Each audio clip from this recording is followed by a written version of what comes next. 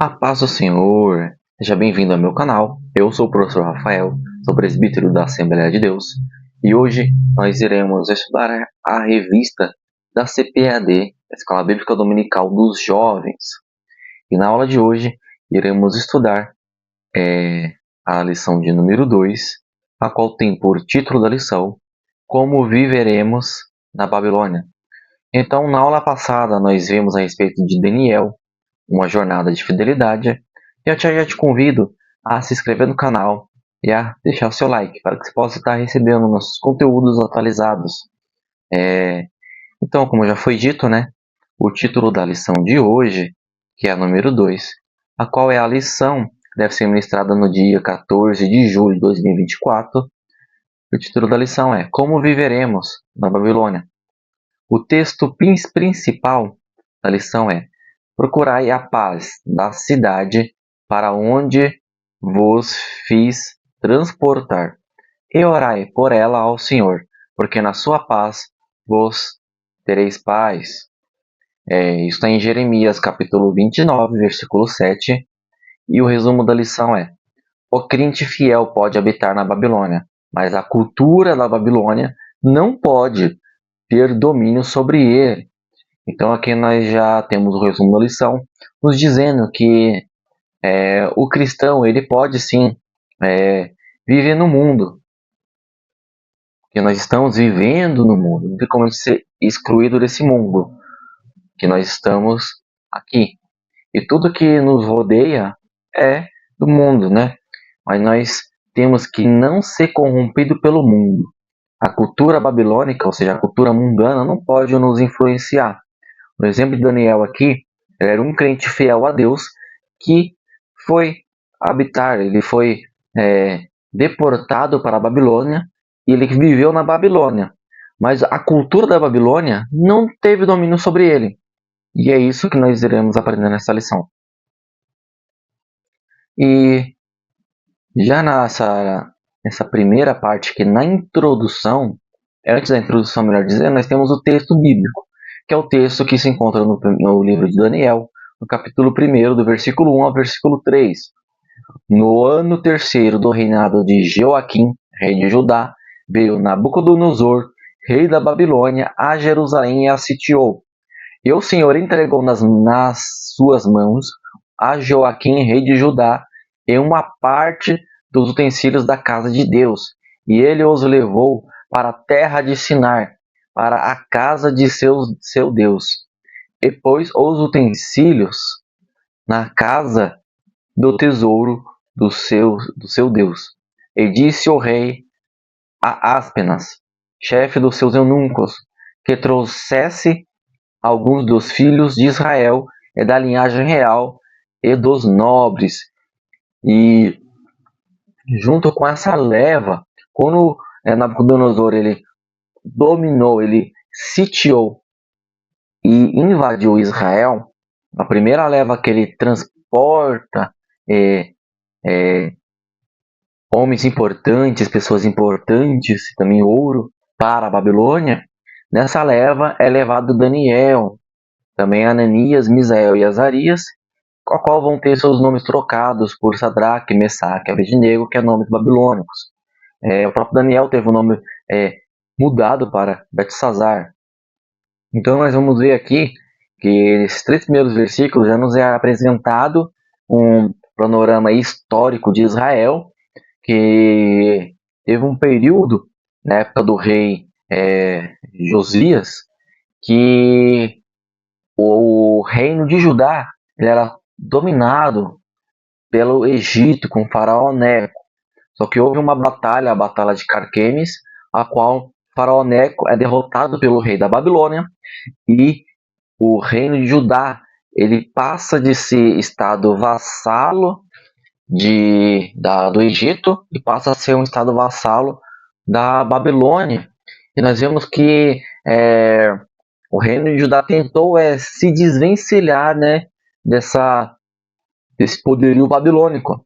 Porém, o que acontece é que Judá não tinha força para se livrar dessa vassalagem, de ser dominado pela Babilônia, assim como ele não tinha força de se livrar do Egito, o faraó Neco. Então não tinha como.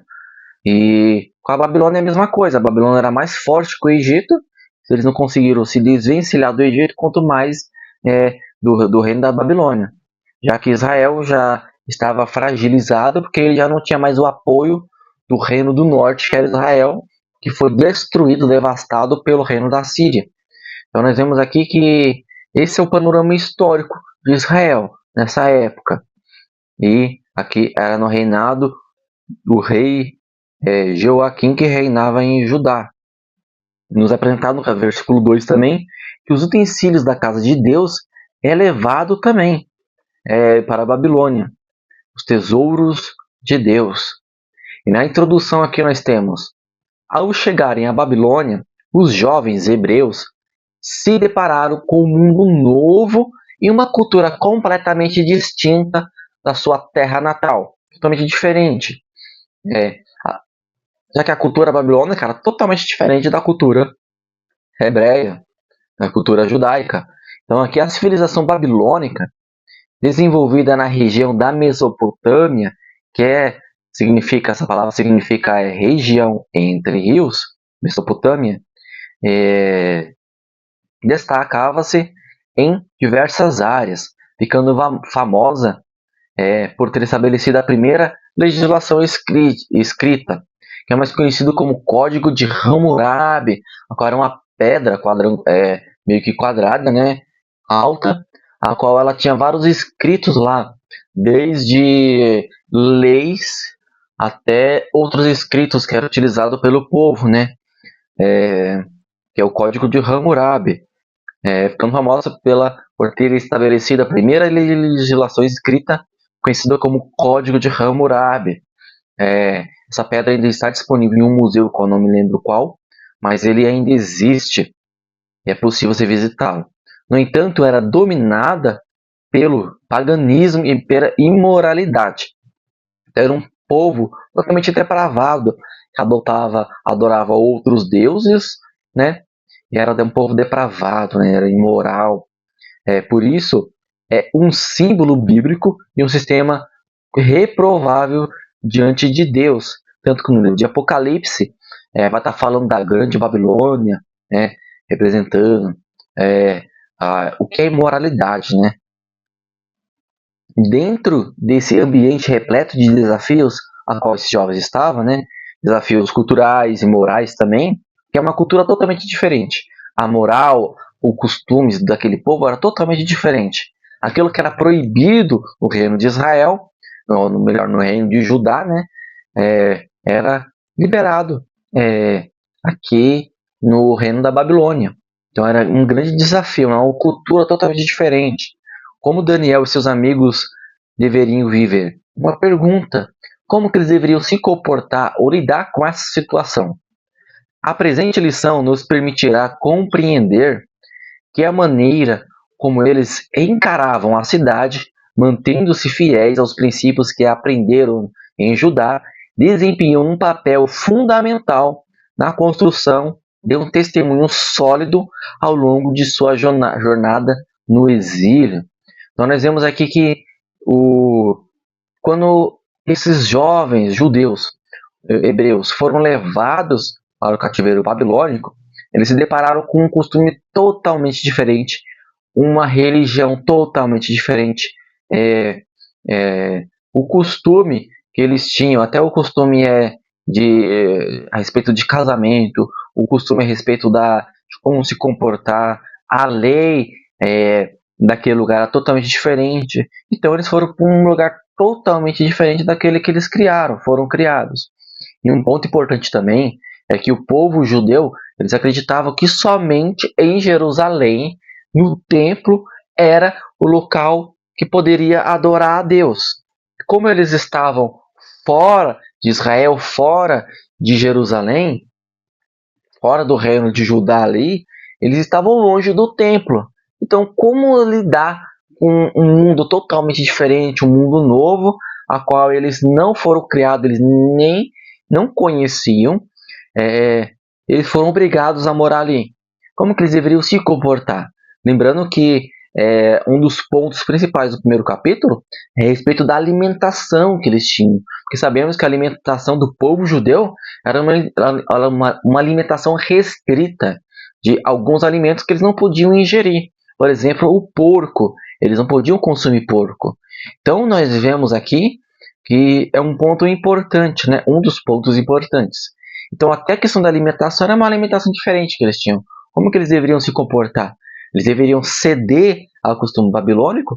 Ou eles deveriam lutar pelo aquilo que eles acreditavam, pela a lei a qual Deus havia dado a Moisés para eles seguirem? Então, nós vemos aqui no primeiro tópico da lição que é a chegada de Daniel e seus amigos na Babilônia, e o primeiro parágrafo vai dizer deportados para uma terra estranha. Os judeus foram deportados para o exílio babilônico em 3 levas. A primeira leva se deu no ano 605 a.C., a segunda leva no ano 597 a.C., a terceira leva no ano 586 a.C. Então foram 3 levas que durou a deportação de Israel. A deportação levou 3 levas. Na primeira leva, levado uma quantidade de pessoas. Na segunda leva, uma outra quantidade. E na terceira leva, levado também uma restante das pessoas. E não sobra pouquíssimas pessoas em Israel. No reino de Judá. Então, ficou um reino muito pobre, mesmo assim pagando tributo para a Babilônia. No primeiro grupo estavam alguns israelitas de origem nobre, no caso Daniel. Usando uma estratégia comum na antiguidade, o objetivo de Nabucodonosor era treiná-los para ocuparem posições importantes e servirem ao reino dos conquistadores. Então essa era a estratégia utilizada pelos babilônicos, diferente da estratégia utilizada pelo reino da Assíria. E quando a Síria dominou o reino de Israel, ele espalhou todo mundo, foi uma devastação total ali no reino de Israel. Eles espalharam todo mundo e não deram oportunidade, tanto que meio que foi extinto ali o reino de Israel, né? Poucas pessoas sobraram, e as que sobraram não foram levadas para posições de destaque, porque não era o costume do reino da Síria. Já na Babilônia era um costume totalmente diferente. Eles deram oportunidades para alguns dos povos dominados, para que eles pudessem ocupar posições de destaque para servir o reino. Então essa era uma maneira também de controlar o reino, era a estratégia deles. Então nós vemos aqui que eles o objetivo de Nabucodonosor era treiná-los para ocuparem posições importantes e servirem ao reino dos conquistadores, que no caso era a Babilônia. Dentre os requisitos, esses rapazes deveriam ser sem nenhum defeito, de boa aparência, sábios, instruídos, versados de conhecimento e que fossem competentes para servirem no palácio real, conforme Daniel capítulo 1, versículo 4. Em outras palavras, eles haviam de ser fisicamente saudáveis, esteticamente, a aparência deles, bonitos, e intelectualmente, eles tinham que ser inteligentes, também dotados de cultura geral e sabedoria prática para a vida no palácio, que lista de qualidades. Então, como tinha todos esses requisitos que a gente comentou aqui, então eles tinham que ter já uma noção, já tinham que ter uma vivência no palácio. Como eram rapazes nobres, eles já tinham um convívio com o palácio, ou seja, com uma vida de um dos principais de Israel. Então era um povo nobre, descendência nobre, já tinha uma condição financeira melhor. Então era isso que o rei da Babilônia queria, para um povo já que já tinha uma certa cultura, já tinha um certo preparo, os jovens, um certo preparo para poder servir no palácio. Ele não pegou qualquer morador de Israel, mas um povo mais nobre. Então nós vemos aqui no segundo parágrafo que está dizendo: o jovem Daniel e seus companheiros. Então agora nós vamos ver a respeito desses jovens. Daniel fazia parte de um grupo, juntamente com Ananias, Misael e Azarias. Daniel descendia de uma família da aristocracia. Então ele não era qualquer judeu, qualquer hebreu. Talvez até mesmo pertencente à linhagem real de Judá. Mas a Bíblia não fala a respeito disso, né? Pode ser. Nessa época tinha provavelmente entre 14 e 18 anos de idade. Então ele era um jovem. Você pode imaginar o que se passava na cabeça desses jovens? Imaginemos o que pode ter passado na cabeça deles. Jovens que tinham toda uma vida pela frente, que acreditavam que iriam exercer tudo o que eles acreditavam, que eles sonhavam lá no reino de Judá, porém eles são levados por conta de uma guerra, levados cativos como prisioneiros de guerra para o reino da Babilônia. Lá eles tinham que ser obrigados a servir o rei da Babilônia. Como que será que ficou a cabeça desses jovens, né?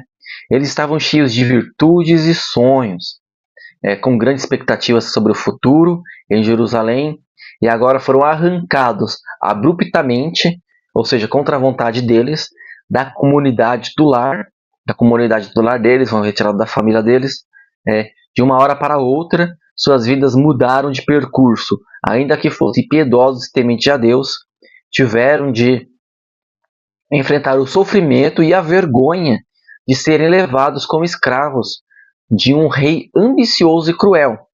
A terra natal havia sido devastada, os muros derrubados, o templo, que eu já comentei, foi totalmente destruído, os amigos familiares assassinados por ocasião da invasão, porque muitas pessoas morreram na invasão.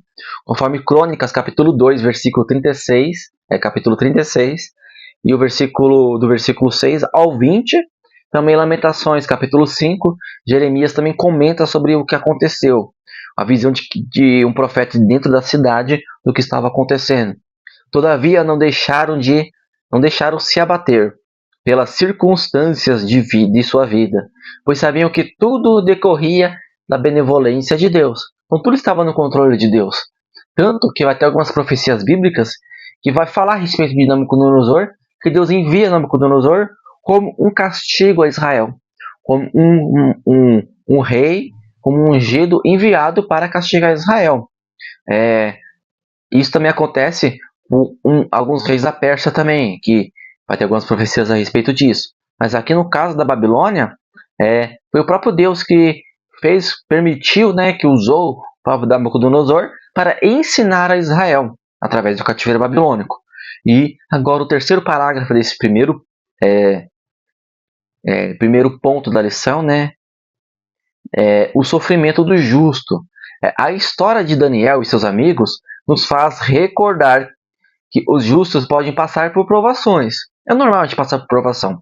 Porém, o sofrimento é uma parte comum na experiência humana e não poupa aqueles que temem ao Senhor, conforme Eclesiastes 9:2. Então, o sofrimento ele faz parte também na vida de quem serve a Deus.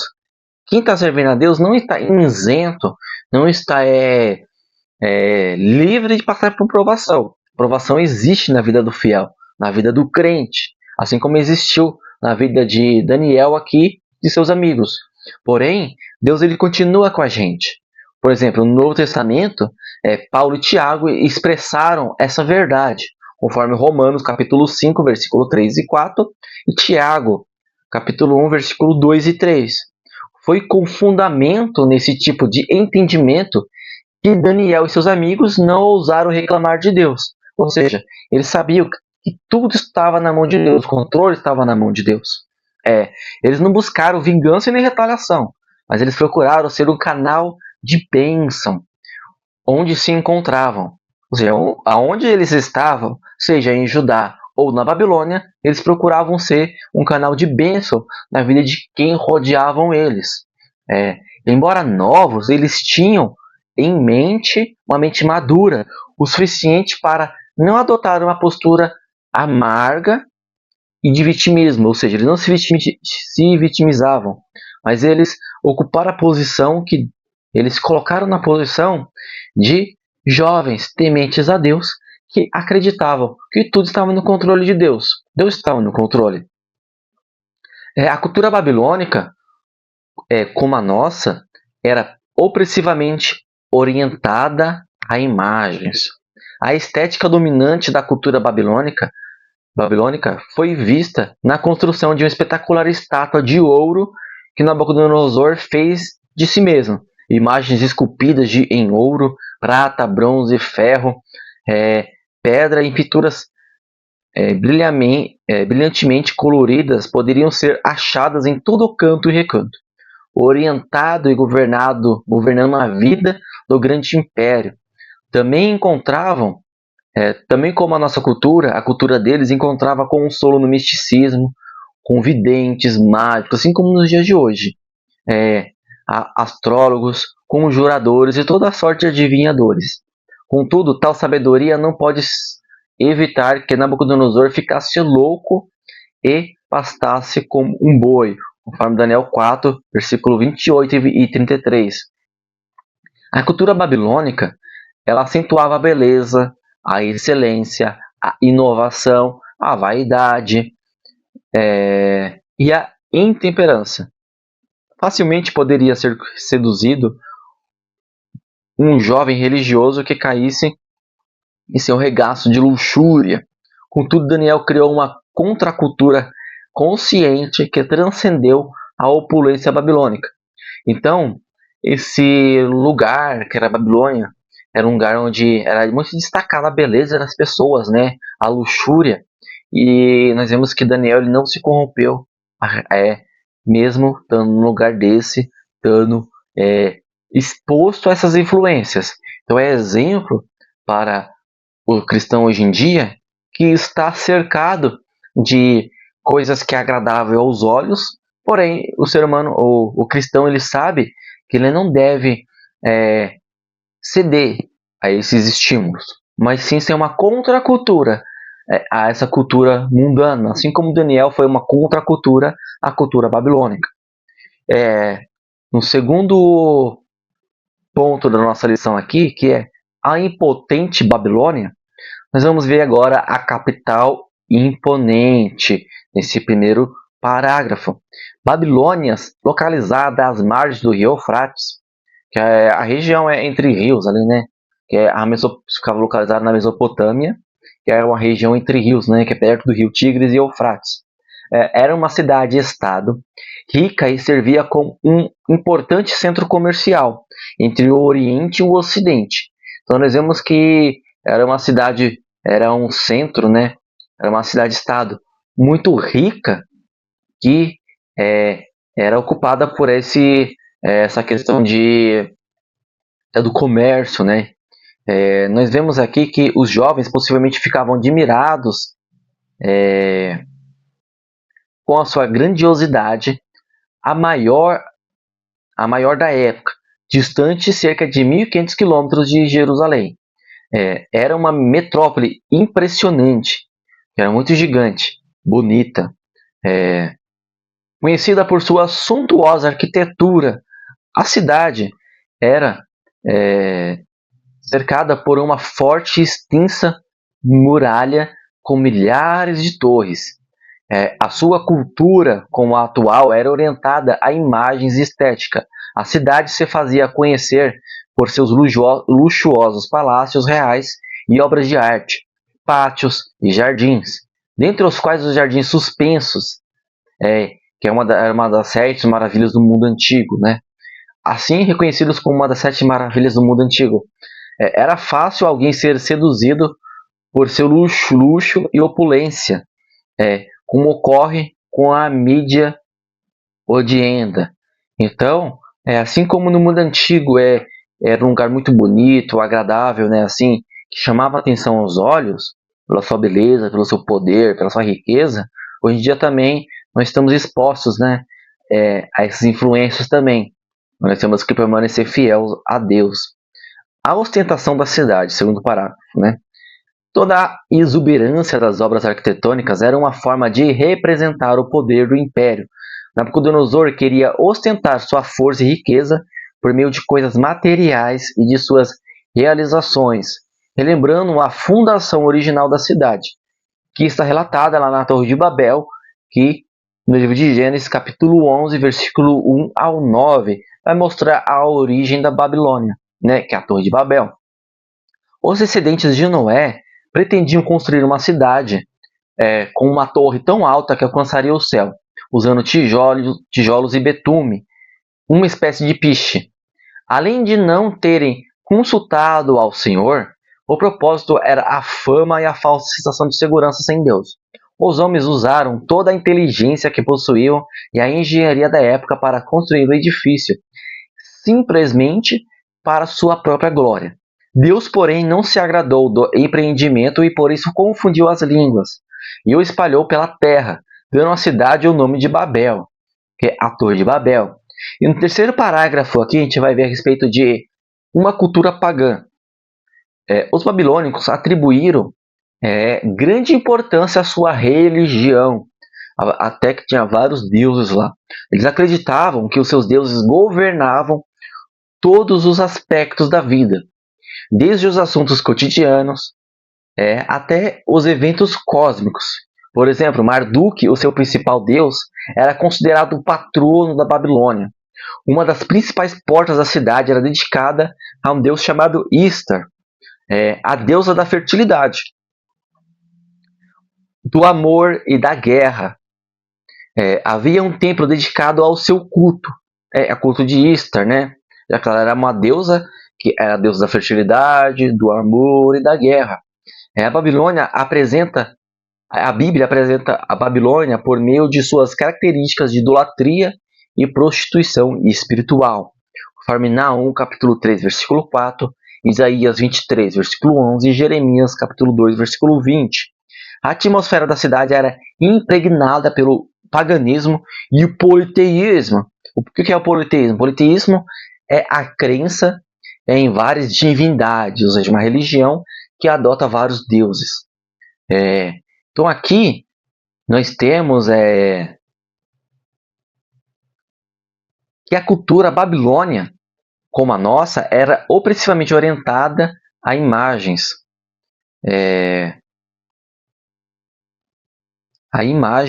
A estética dominante da cultura babilônica foi vista na construção de espetacular estátua de ouro que Nabucodonosor fez de si mesmo, imagens esculpidas em ouro, prata e bronze e pedras preciosas. Então nós vemos que a Babilônia ela representava isso, o poder, e eles ostentavam isso, o poder, a riqueza que eles tinham, a beleza que eles tinham. Isso influenciava muitas pessoas, influenciava o povo da época. Agora o terceiro ponto da nossa lição, que é a cultura e o espírito da Babilônia. E o primeiro parágrafo diz: símbolo de oposição aos valores divinos. Biblicamente, Babilônia é tanto um lugar geográfico quanto a representação de um sistema reprovável diante de Deus e seus valores espirituais e morais. No Apocalipse 14, versículo 8, 17, versículo 1 e 2, e o capítulo 18, do versículo 2 e 3. Ainda hoje, o espírito e a cultura da Babilônia permeiam a sociedade, simbolizando a rebelião e ideologias mundanas que confrontam a verdade divina. Então é um oposto, né? Aquilo que se opõe. A gente tem a Bíblia, a palavra de Deus, o costume, aquilo que a Bíblia nos ensina, nosso comportamento. Nós temos o espírito mundano, que é representado pela Babilônia, que é totalmente oposto ao que nós pensamos, tanto moralmente, religiosamente, o estilo de vida, o modo de se comportar, de se vestir, de falar, é totalmente diferente. Até a questão sexual também é totalmente diferente do costume mundano, né? Que é uma depravação total. E nós temos os princípios divinos a respeito do casamento, do matrimônio. Então nós vemos aqui que ainda hoje o espírito e a cultura da Babilônia permeiam a sociedade, simbolizando a rebelião e ideologias que confrontam a verdade. Ela é uma metáfora para idolatria, paganismo e toda falsidade religiosa, bem como o símbolo da degeneração moral, inversão de valores, depravação, materialismo, Materialismo presente nos sistemas político, cultural, midiático e econômico. Então os valores estão totalmente invertidos. Porque o cristianismo, Deus ele nos ensina o quê? A se preocupar com as pessoas. E as pessoas são mais importantes do que as coisas. Tanto que a gente não deve se apegar a ouro nem prata, porque tudo corrói. Tudo é degradável, né? Tudo se acaba. Mas o mais importante é as bênçãos espirituais, os tesouros espirituais. Igual nós juntar tesouros na terra, onde a traça e o ferrugem tudo consome. Mas juntar tesouros no céu, né? Que a Bíblia nos fala. Então nós temos que nos apegar às coisas de Deus e entender que Deus nos ensina que nós temos que valorizar as pessoas e as coisas é para ser usada. Porém, o sistema mundano ele nos ensina que as coisas têm que ser amadas e as pessoas têm que ser usadas. Uma escada para seguir onde eles querem chegar. Mas, porém, a Bíblia nos ensina não, ao contrário. Que temos que amar as pessoas e as coisas é para a gente usar. Então não temos que nos apegar às coisas. O materialismo é a relativização da verdade. A principal característica da cultura da Babilônia, com todos os seus reflexos, é a destruição da noção de uma verdade absoluta. Essa foi uma das táticas de Nabucodonosor. Conforme sua religiosidade e visão de mundo, John Lennox, na obra Contra a Correnteza da CPAD, cita o fato de o monarca ter levado os tecidos do templo em Jerusalém para a casa dos tesouros das suas divindades da Babilônia. Capítulo 1 de Daniel, versículo 2. Para os hebreus, os objetos de ouro possuíam enorme valor espiritual, feito por artesãos que amavam a Deus. Representavam uma relação do povo com o Senhor, representavam para a sua santidade e glória. Contudo, ao serem transportados para a Babilônia, tais utensílios passaram a representar somente uma conquista de guerra, da mesma forma de que qualquer outro artefato e símbolos projetados para indicar o único verdadeiro Deus, o Criador do céu e da terra, foram postos no mesmo nível de símbolos de culto de outros deuses.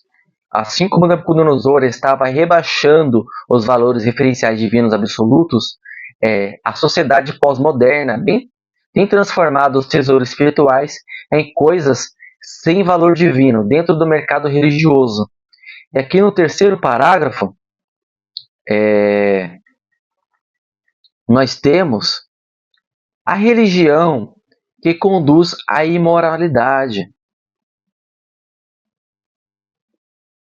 Nesse terceiro parágrafo está escrito: as falsas religiões, ao perverterem a verdade, são capazes de destruir valores, conduzindo seus adeptos ou seguidores a um estilo de vida depravado.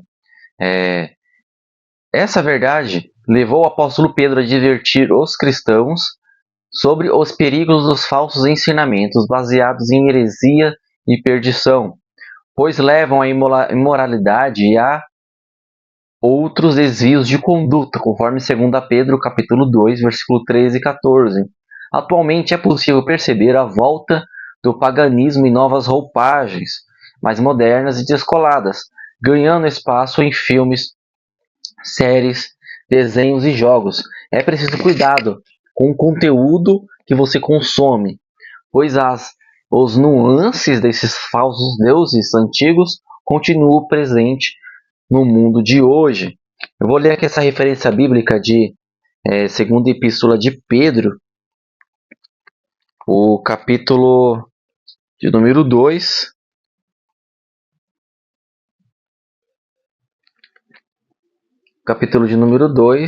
versículo 13 e o 14, que está escrito: sujeitai-vos, pois, a toda a ordenança humana, por amor. Peraí, eu estou lendo 1 Pedro, 2 Pedro 2,14. 13 e 14. Recebendo o galardão da injustiça, pois que tais homens têm o prazer nos deleites cotidianos, nódoas são eles, e máculas, deleitando-se em seus enganos, quando se banqueteiam convosco.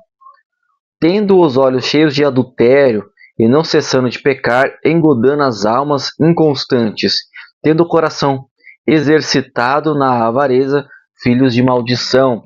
Então aqui nós temos o que Pedro fala a respeito da conduta desse povo. E nós temos aqui o quarto ponto da nossa lição, que é vivendo e testemunhando na Babilônia, uma cidade para se testemunhar. Por qual razão Daniel e seus amigos adotaram uma postura de serviço e responsabilidade dentro de uma cidade estrangeira? Porque eles viveram dentro da Babilônia, mas não deixaram a Babilônia viver dentro deles. Então eles não foram influenciados pela Babilônia. Aqueles moços conheciam as advertências, admoestações do Senhor por meio de Jeremias. Jeremias já havia profetizado a respeito disso, sobre como os judeus deveriam viver na terra para onde seriam transportados.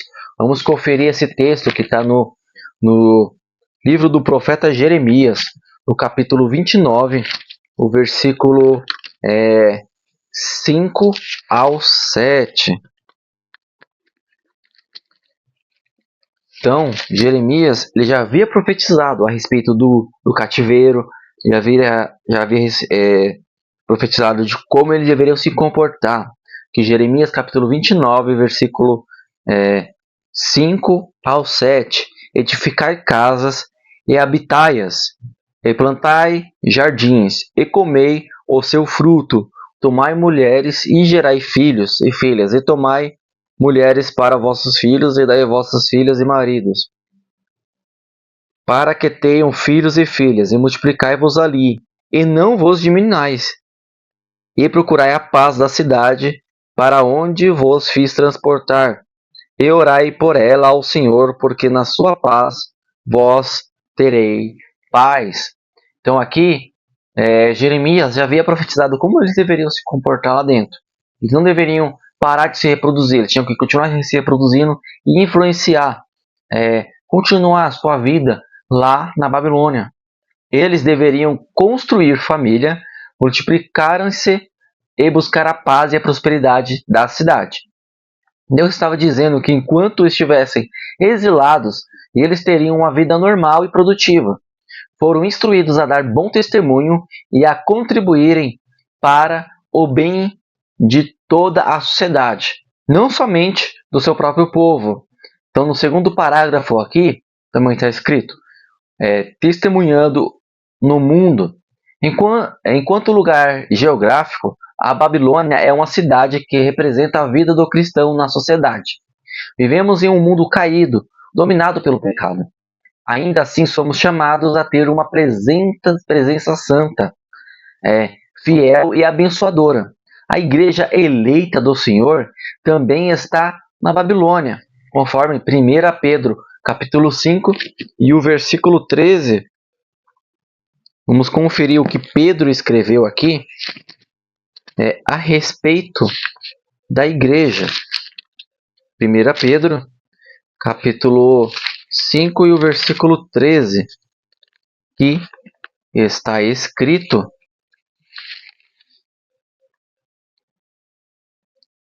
a vossa coeleita em Babilônia vos saúda, e meu filho Marcos.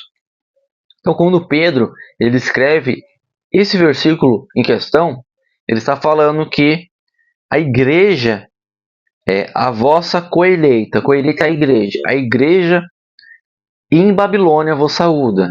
No período que Pedro escreveu essa carta, não estava no Império Babilônico, mas ele está fazendo uma referência, uma comparação ao sistema do mundo da época, que era o Império Romano, comparando a Babilônia. Ou seja, o cristão nos dias de hoje, também podemos fazer essa comparação.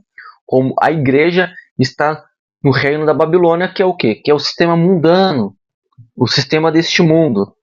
Então, Pedro também fez essa comparação na época dele, sem se deixar de ser dominada por ela. Ou seja, a igreja eleita, ela também está no meio da Babilônia, tanto naquela época de Pedro, tanto nos dias de hoje, mas ela não pode se deixar dominada por ela, ou ser contaminada pela Babilônia. Afinal, embora o discípulo de Cristo tenha a cidadania celestial, conforme Filipenses capítulo 3, versículo 2, vivemos como forasteiros nesta terra, conforme Pedro escreveu na primeira epístola, no capítulo 2, no versículo 11. Faz parte da responsabilidade do cristão zelar pelo desenvolvimento social, como sal da terra e luz do mundo, conforme Cristo escreveu, falou e está registrado em Mateus capítulo 5, versículo 13. E mordomos de Deus, Gênesis 1, 26, pois Cristo é soberano sobre toda a criação. Colossenses 1, do versículo 15 ao 19, e 1 Coríntios 1, versículo 26. E para concluir essa aula, nós temos os jovens hebreus tinham conhecimento da maneira como deveriam se portar no exílio. Em vez de buscar rebelião e vingança contra os captores, eles deveriam viver normalmente na cidade, buscando a sua paz e prosperidade, a prosperidade da cidade. Como aqueles jovens, vivemos exilados em um mundo que, embora tenha sido criado por Deus, está sujeito aos efeitos do pecado. Assim como Daniel e seus amigos, somos chamados a viver neste mundo, dando testemunho do nosso compromisso com os princípios sólidos, mesmo quando confrontados com dilemas morais e pressões externas. Então, assim como os jovens, Daniel, Ananias, Misael e Azarias, estavam na Babilônia sendo influenciados pelo mundo, mas eles não se deixaram se influenciar. Eles não foram influenciados. Tinha todo um sistema que queria influenciar eles, queria corromper eles, mas eles não se corromperam. A igreja também, na época de Pedro falou, a coeleita que está na Babilônia. Ele estava comparando o sistema mundano da época com a Babilônia, já que era o Império Romano que dominava, mas a igreja estava no meio daquele meio e não podia se deixar influenciar. Nos dias de hoje, de igual modo, nós estamos vivendo em um sistema mundano, mas porém, o nosso destino é o céu. Então nós não somos cidadãos daqui, nós somos cidadãos celestes, porque Cristo nos foi preparar morada, nós não devemos nos deixar influenciar pelo sistema deste mundo. Então aqui eu finalizo essa aula e te convido a se inscrever no canal, ativar o sininho para continuar recebendo nossos conteúdos. Então, até o próximo vídeo.